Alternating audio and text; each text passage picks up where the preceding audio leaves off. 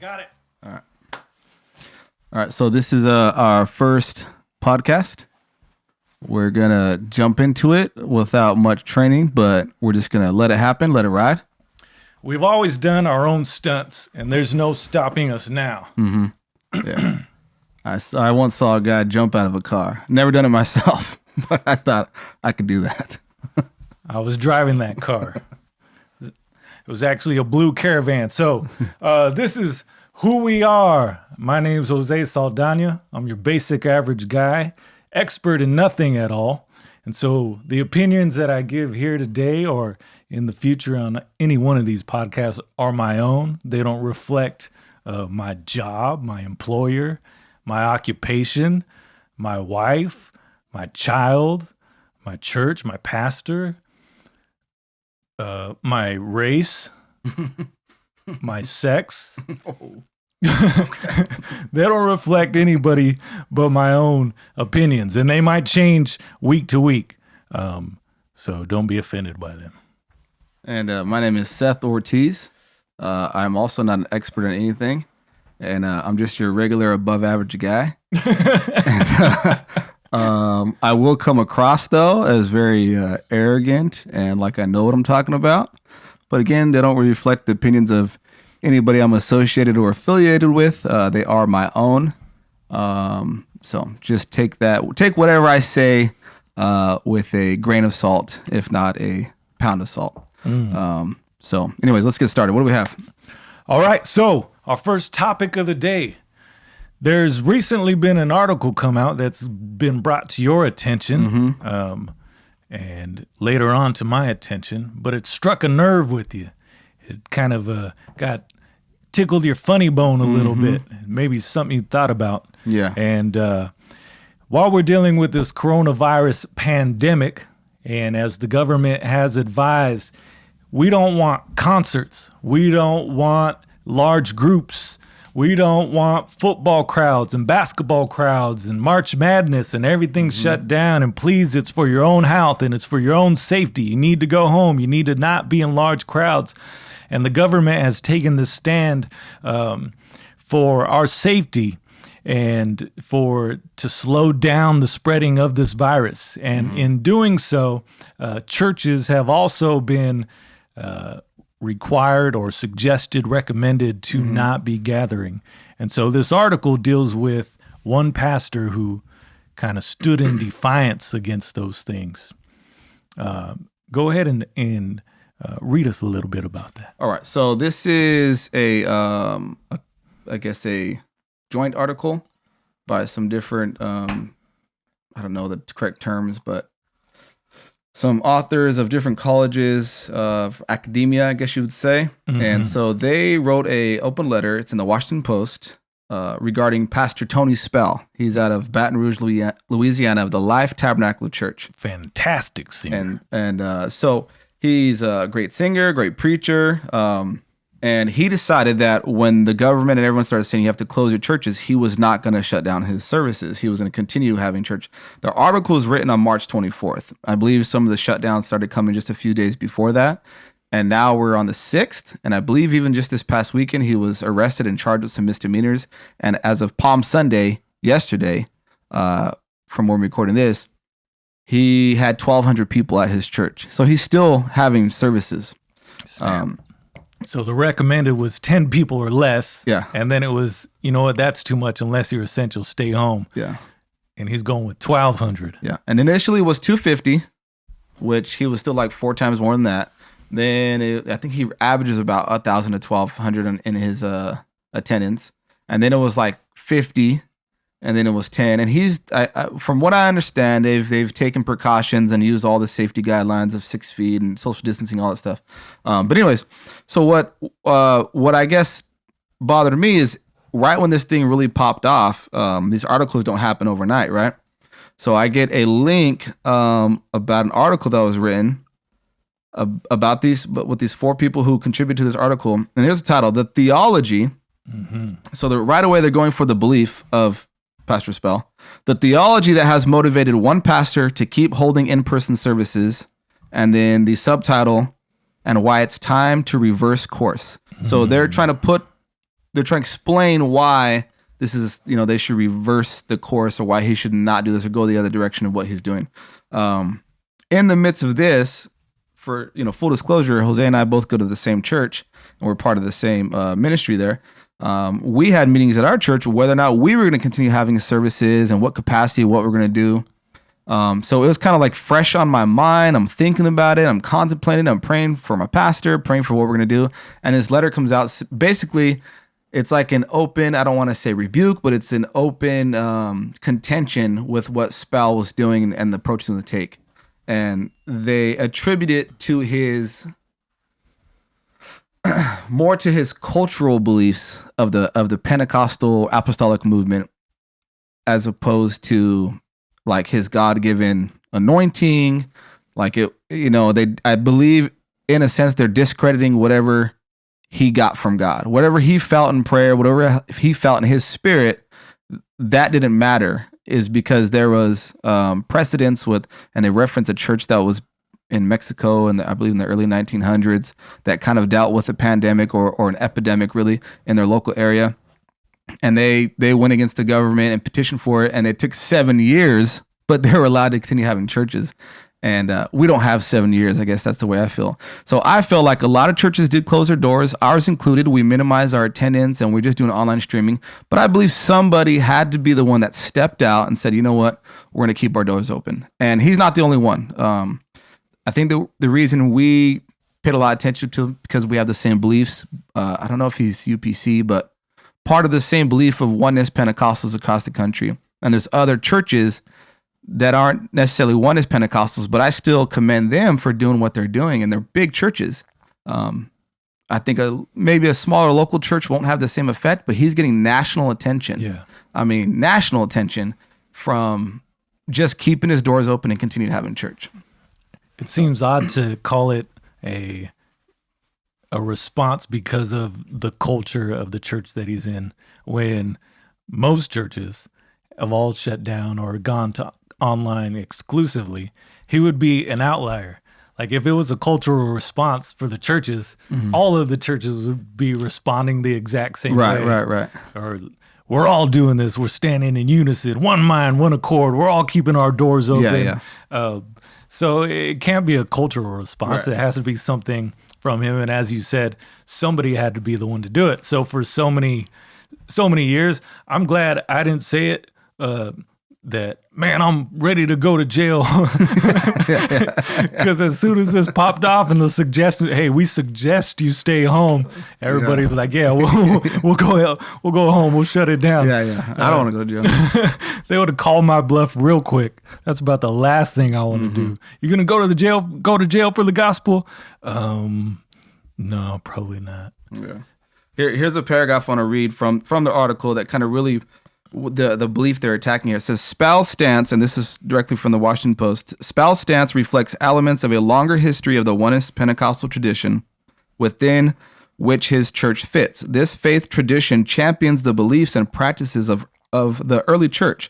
Along with his commitment to restorationism, their method of scriptural interpretation enables some oneness Pentecostals to stitch together disparate, I think that's the way you pronounce it, disparate scriptures into post facto justifications for conclusions based as much on their understanding of politics as their reading of scripture. In this case, Spell's position reflects a longer history of sectarian groups guarding the church and the restored faith against intrusion by either government or mainstream forms of Protestantism. It's a mouthful to read. But basically, they're just saying that in layman terms, it's a made-up belief system within. They said, okay, let's take these scriptures here and our political, what do you say? I guess their political beliefs, and say, this is what we're going to make. This is what the church is, and no one can come against us. I don't know Pastor Spell or anyone affiliated with that church. I do know Pentecostal and apostolic preachers. And yes, it could be a display of defiance, but it's hard for me to point to another pastor and say you're wrong because of, it's that old time belief system that you have that's causing you to do this.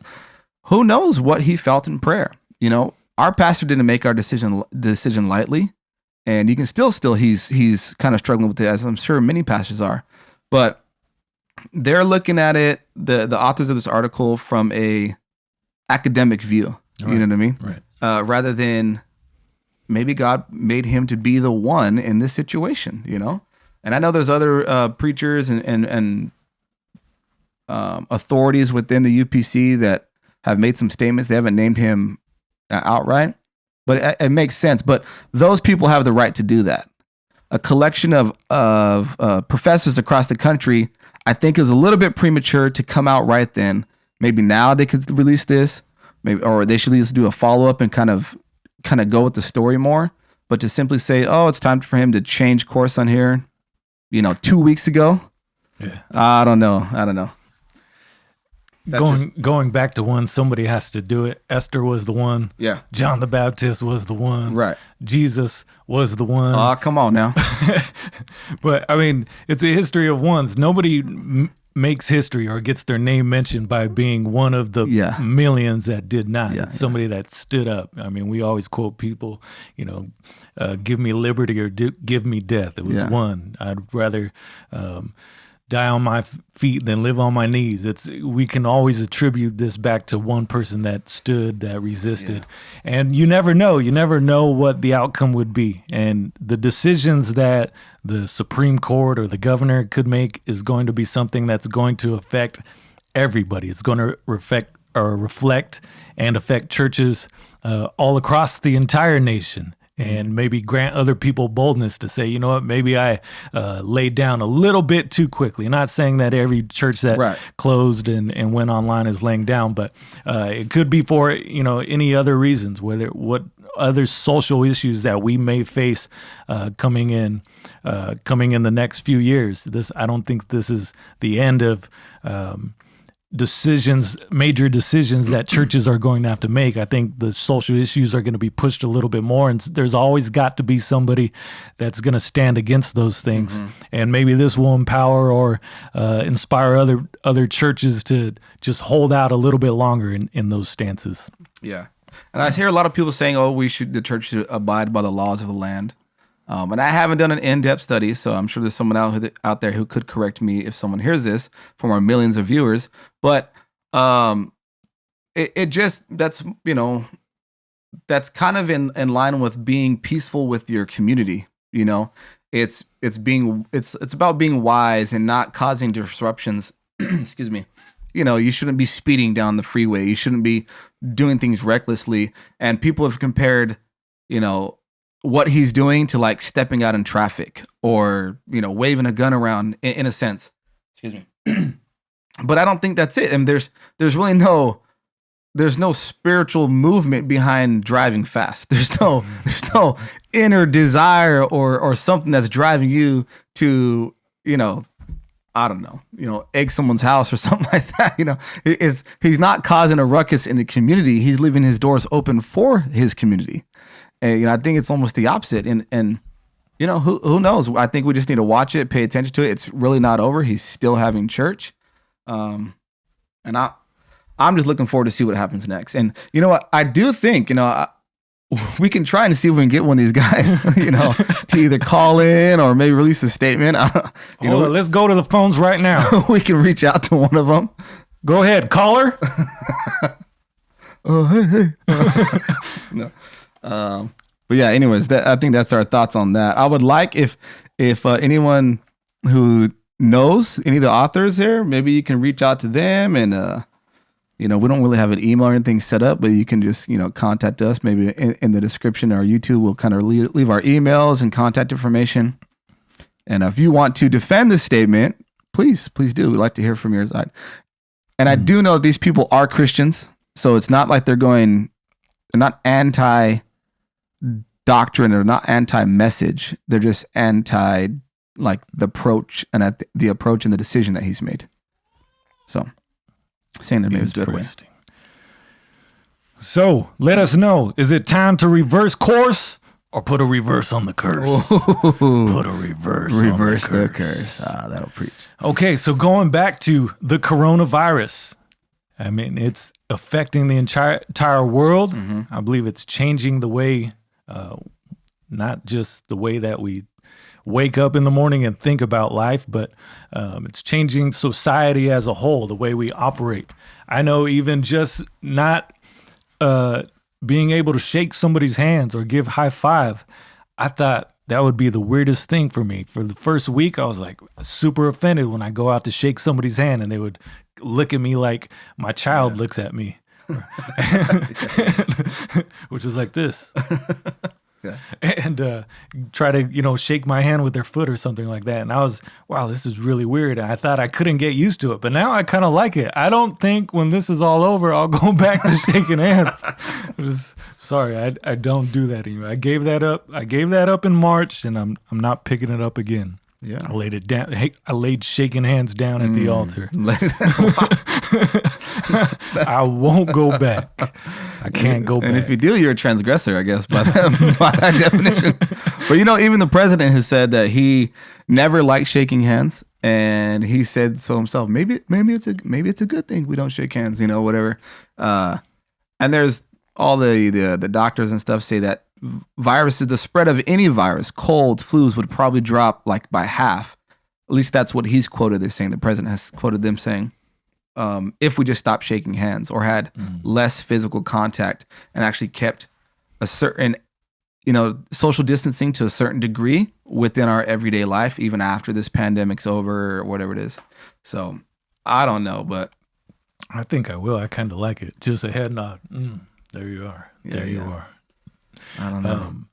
But so the point being that it changed the way a lot of us think about everything we do, small things we do, large things we do, the way we go to work, the way we spend money, the way school, the way children go to school or receive their education. All this stuff has changed. A lot of it's going to be altered in some degree from here on out. I don't think everything's going to go completely back to the way it was, that we say, well, this will all pass and then we'll all go back to normal. That normal is gone. It's going to be an entirely new normal. But the question is, why this? Why now? What's your idea? What's your take on why this is happening right now from one is Pentecostal perspective, from you're somebody that's interested in politics. I absolutely hate them, but for somebody that's interested in politics, why this? Why now? Why does this make sense right now? Well, so just regard to the last thing about me being into politics, it's my guilty pleasure. It's the best form of entertainment that I've found. For me, it's taken over sports. Like I enjoy following sports and knowing who's winning, who's not, all the trades, but I hear a lot of guys talking about sports and I can't really keep up. But then I can talk to like a 60-year-old guy about politics and they look at me like, what in the world, So I don't know what happened. It was about, I think when Obama came on the scene, that really piqued my interest. I just seen an article on him one time, read about him. And then from there, it kind of I started following. Then that's when I learned the difference between a conservative and a liberal, left, right, Republican, Democrat, whatever. I'm not registered anything, but not obviously, but I think as a Christian, I wouldn't say all, but I say most Christians or evangelicals side with the Republican politics, if not just calling themselves conservatives. So just for anyone out there who's wondering.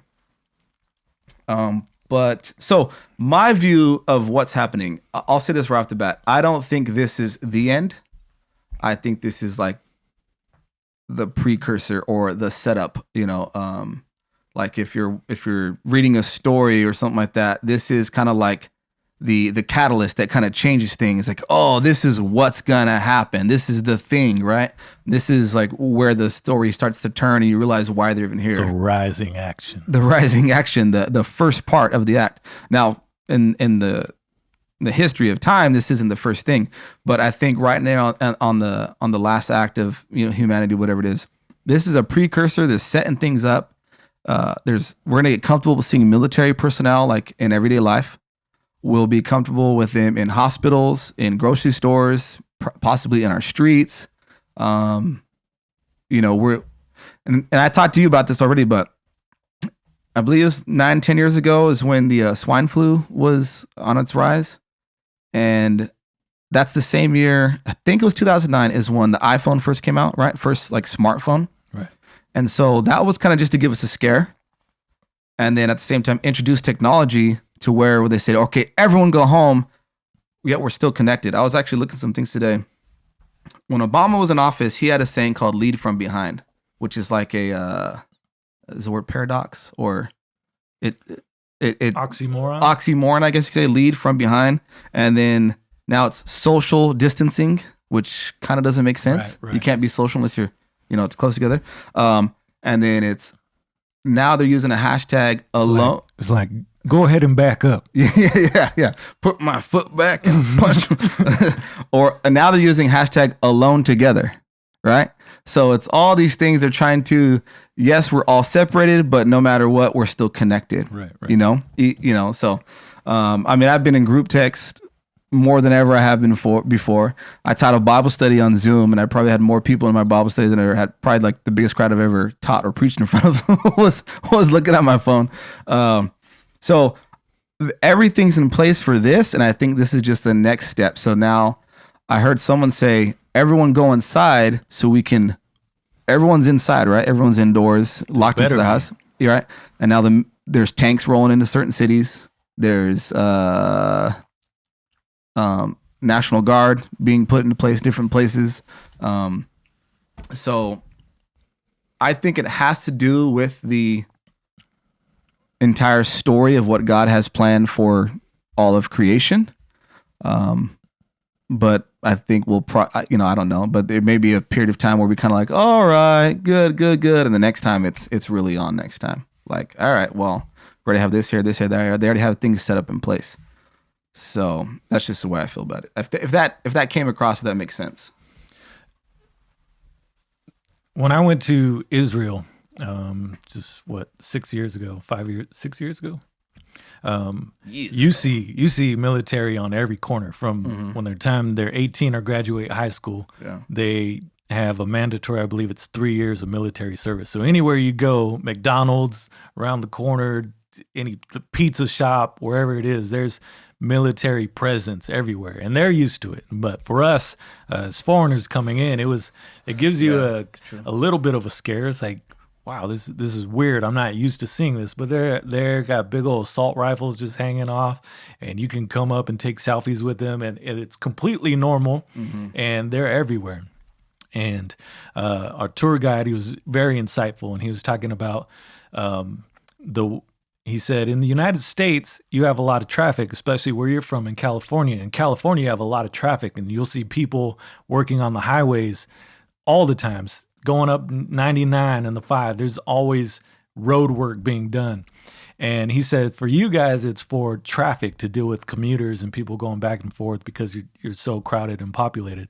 He said, we have a lot of people working on our freeways, but the difference is our freeways, the infrastructure is in place because if we need to get tanks and military from the northern part of Israel to the southern part of Israel in just a few hours, we need freeways that are wide enough and strong enough so that they can move back and forth. And so it was a totally different mindset because they're surrounded on all sides by enemies all the time and under attack or in battle all the time. I mean, there's always a threat there. But in the United States, we don't ever feel that same kind of threat to where we would need that military personnel. The biggest threat we have is from each other, I would assume. Yeah. But so for military personnel and tanks and things like that to be present in certain cities to get us used to the idea, it lends you to say, well, we're not surrounded on all sides by enemies. What is this really all about? Yeah, that's interesting. I mean, now that I think about it, I went to Mexicali a couple years ago, and for the family I was with when I went down there and traveled, they were used to it, but there was guys in like Humvees, and a guy on top with a big old rifle, if not like a gun in place. And I'm like, whoa, like this is crazy. And like, oh no, it's fine. They're everywhere. So yeah, in other parts of the world, it is a very normal thing, regular occurrence. But for us, it's, we like to see a man in uniform. we like to see that someone is serving our. Pause. We like to see that someone is serving our country, right? My dad was in the military, and I just remember the look of him when he was dressed up when my grandmother got married. Again later in life, and my dad walked down the aisle in his military uniform in the I don't know what you call him, not like his combat uniform, but the one he's dressed up. So that like we like to see that, it's like a sort of comfort. But to see him out in that combat uniform, well now it's different, I don't like to see him in a uniform. Oh my goodness. I just want to clarify. We like to see women in uniform too. Men, women. Doesn't matter. I don't know if it's the best person to quote, but you ever see Louis C.K. talk about how he has Never heard of him. How he has a good thought and he feels proud of himself just for feeling away. He said, like, you get on a plane and you see a man, a veteran in a uniform, and you think to yourself, I should give him my seat. And then he walks by and you change your mind, but you're proud of yourself just that you thought the thought. Like, you feel good because you thought it. I don't know. I've experienced that several times. Okay, so has it changed education, or how has it changed education? Well, I think you'd probably have more insight to this than I would, but neither of us have school-age children, but I have a 4-year-old who's in preschool, and he went to 3 weeks of school. He was all excited about it, and then suddenly on his spring break, we're notified that, we know now that there is no school for the rest of the year. So now we've been given home a packet. We never wanted to homeschool. It was never part of our family plan or whatever life plan to homeschool our children. I don't want to raise no sissies, you know what I mean? So, or some weirdos. So my kids are going to go to public school, you know what I mean? Get in a couple fights if they have to, get in trouble, No, I'm just joking. But, so for us, obviously now we're like homeschooling, which everyone is, right? I mean, like the entire country is homeschooling now. But, maybe you can talk a little bit about it from what through your wife being a teacher. I don't know if you want to disclose that or not. I don't know how much personal information we're giving out. It's changed education in that my wife is required to have more. I guess students are more into her personal life now more than ever. It's not like she's gone. She's a teacher, so she's at school. She deals with 160 students.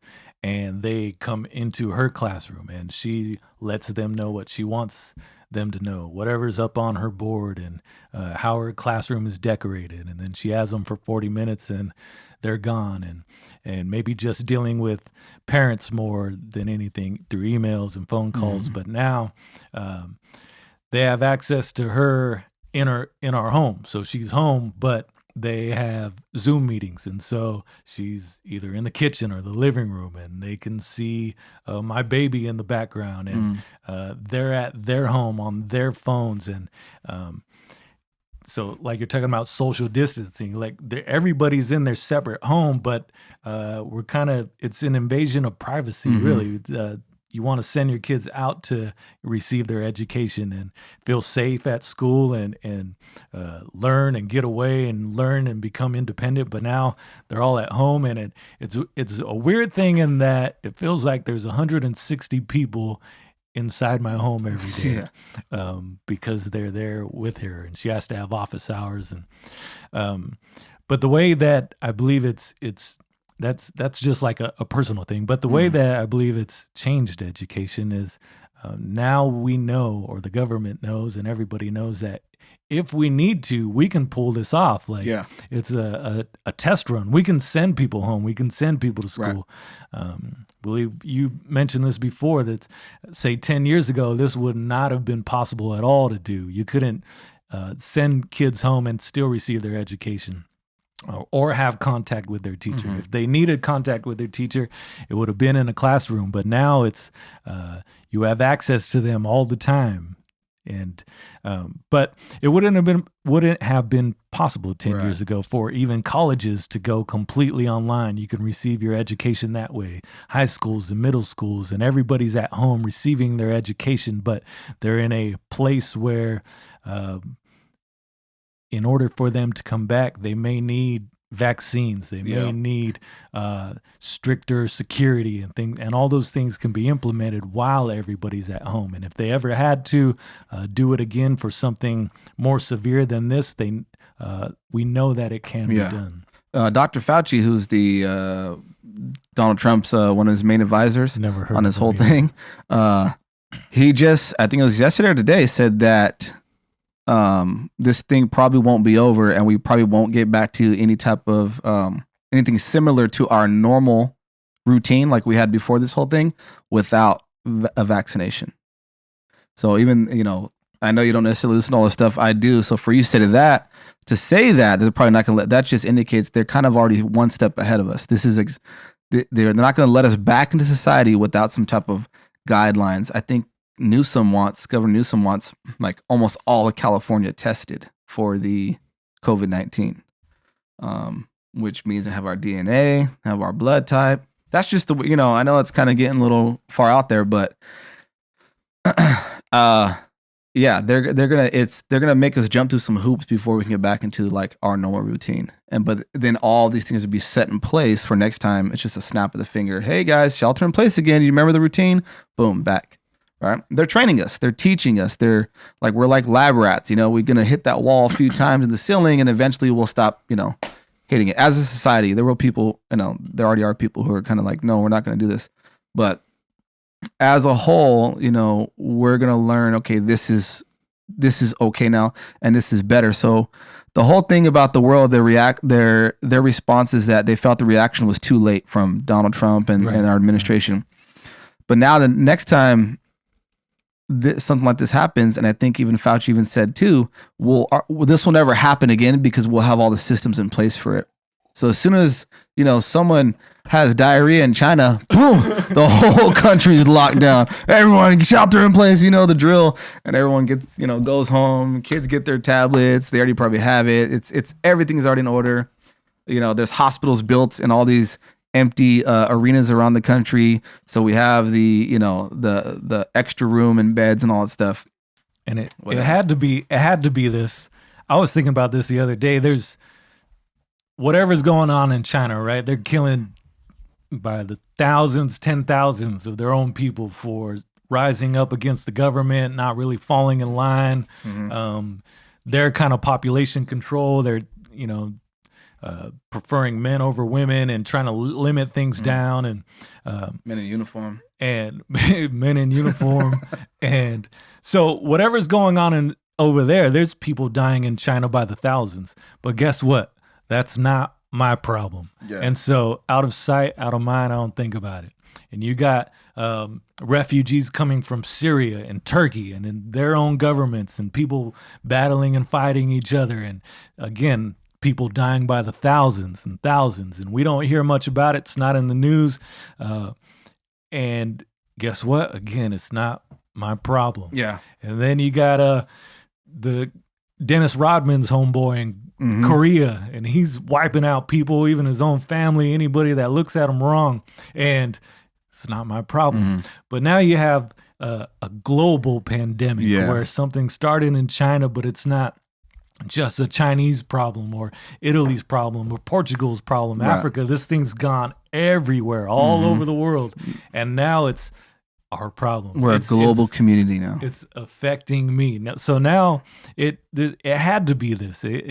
Other things wouldn't rile us up or allow us to say, oh, you know what? We need to take responsibility for that as citizens and allow these things to happen. So it had to be something like this. It had to be some kind of disease and illness so that everybody feels a tie to it. And so when he says this will never happen again because we're putting these things in place, we're going to be, as a society, complicit to that because do you ever want this to happen again? No, I don't want to be laid off from my job. No, I don't want to have to fight and wait 2 weeks and wake up at 4 a.m. to try to get some toilet paper. No, I want to be able to have bottled water. I want to be able to pay my bills. I don't want to have to put 3 months off on my mortgage, and I don't want to have to stay home and not be able to go to the park. Do you want, like, everybody's, if that's the question you ask yourself, would you, if you could prevent this again, would you? Or if you would put your faith in the government to prevent this again, would you? Could you? Mm-hmm. And the answer is going to be a resounding yes. We would allow whatever to happen to prevent this, because this is absolutely wrecking our lives and disrupting our flow. And so, these things are in place so that it won't happen again, because now it's a global problem that all of us feel. Right. All right. Are we going to continue with the Corona talk, or what do we want to do? Let's see. Let's go to our favorite segment. Unless you have one more point you want to make. I just didn't want to. I'm not sure I made a single point the entire time. No. Well, we're just talking. We're riffing here. But no, not that I want to cut you off, or that I was thinking it so long. I just figured there might be some more things we catch up on next week. Next week. Kind of lighten it up a little bit. Okay, how about this? Let's see if we're actually funny at all. Conspiracy theories about this coronavirus. All right, we'll move on from. Okay, another fan favorite. Ridiculous things my wife said this week. Okay, just this week? Just this week. All right. Just last night. Well, I mean, it was funny to me, but we're just getting in bed and stuff like that, and we hear the rain. You know, I'm going to sleep. I'm like already kind of dozing off, and it starts raining pretty, you know. And she goes, "Oh, is it raining?" I said, "Yeah." She goes, "Oh man, I love sleeping in the rain." I'm like, I've never seen you sleep in the rain in our 12 years of marriage. And she's like, "Oh no, I love the sound of rain," all this stuff. But that's just last night. That was fresh on my mind. I kind of knew we were going to talk about this, but oh man, I can go on and on. So I love my wife. I was on the way home from work, and my wife's been home, and just her and the baby for all day, all long, and she has trouble putting her to sleep sometimes. She'll text me. She's like, "We played, we made videos, we took pictures, we changed clothes, we played, we ate, we made videos, took pictures. I can't get her to go to sleep." And so she finally gets her to go to sleep, and I'm on my way home from work, and she texts me. She says, "Please do not ring the doorbell when you come home." Do you have to ring the doorbell when you come home? Not usually. I don't even think it works. But I thought that was hilarious. Yeah, it was funny when you first told it to me off camera, and when we talked about it the other night. But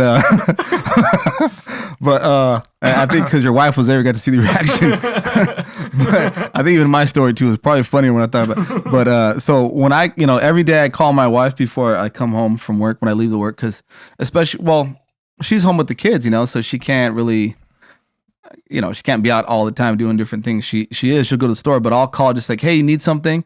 And or I'll text, and usually she'll text me back, "Please don't come home."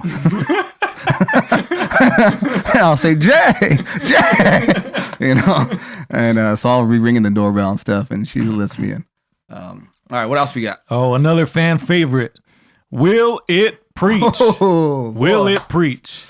Okay, this is the challenge where we bring up a subject, and you try to make it preach, and our fans out there, you let us know whether or not it preached. Subject number 1, living with your in-laws. What, me or you? What? Who tries to make it preach? Well, you could do it, and then I'll do it, and they'll decide who did it best. Oh, okay. So we have to make it preach. You got to make it preach. Oh, man. Goodness gracious. Boy, this one's rough. I got you. Go ahead. You go start first. The Bible says that for this cause. Come on. For this cause shall a man leave his father and mother and cleave to his wife, and the two shall become one. But the Bible never said, that he couldn't leave his father and mother and go to his mother's father and mother. All right. Come on now. Now, I've never had somebody help me preach that much. It just threw me off. Usually when I preach, it's just dead silent. People just staring at me. Well, that's because I'm in Sunday school. Okay, so let me see. All right. They tell the story that not the story, but that Jesus he took the keys of death, hell, and the grave, right? Right. So he had to go in a place where he didn't want to be, in a place where he didn't want to belong, to bring his people, to lead the captivity captive. Come on now. So sometimes you got to stay with your in-laws where you don't want to be there, when you really shouldn't be there, to be able to build something for your wife or your husband, whoever you are, and take them out of the situation. It may not be where you really belong, but you got to go down sometimes before you can go up. Come on. You got to sleep on that couch. You got to wait in line to use the bathroom. Get out. You got to train a half marathon with their father-in-law. It's going to happen. Okay. Man. I guess it will preach. Goodness. I could have never lived with Larry.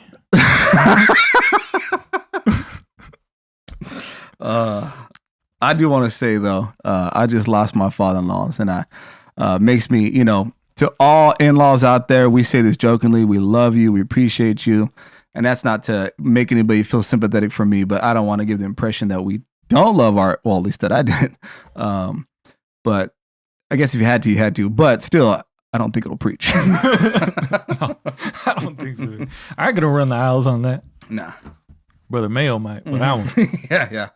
What else, guys? Is that it? I believe that's it. So what to look out for next week? We'll pick up with the coronavirus again, maybe hit a couple issues, how other areas are affected, home life, how we spend, consumerism, how we think about our jobs and how we think about churches, how it's affecting churches. What's it going to be like for churches coming back? When all this is over. Oh, yeah. Man. Let's save it for next week. We will. That's going to be real, real good. All right. So we still don't have a name for this podcast. So we're going to look to you. If you watch this, all two of you, we're going to have a little contest. Just write in, let us know, put it down in the comments, suggestions for what this podcast should be and what we could name it. And I might give you a little prize. Maybe. I don't know. Yeah, and we're looking to see next week, maybe if we can get, like I said, I really want to try to get one of those authors. Actually, just, while we're talking, I sent a text out to the source that I got, and I'll tell you what they said. I said, it's funny to me. Anyways, yeah, we could probably cut that part out.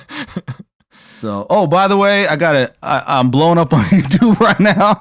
I'll put a couple videos out with me masked and using some gloves so I can, I do want to still promote, health awareness and things like that. We don't want to spread any viruses. I do believe the virus is real. You're singing about health? No, but I'm wearing a mask and using gloves to kind of put that as I sing and play. So you can see me at Brother Seth, BROTHA space Seth. I changed my name on YouTube every couple weeks. I'm up to like 500 views right now. In like 24 hours. 24 hours. So I'm really excited about that. That's a blessing. Yeah, I might have to quit my day job. Just be a full-time YouTube artist. Amazing. All right, we'll see you next time. 1.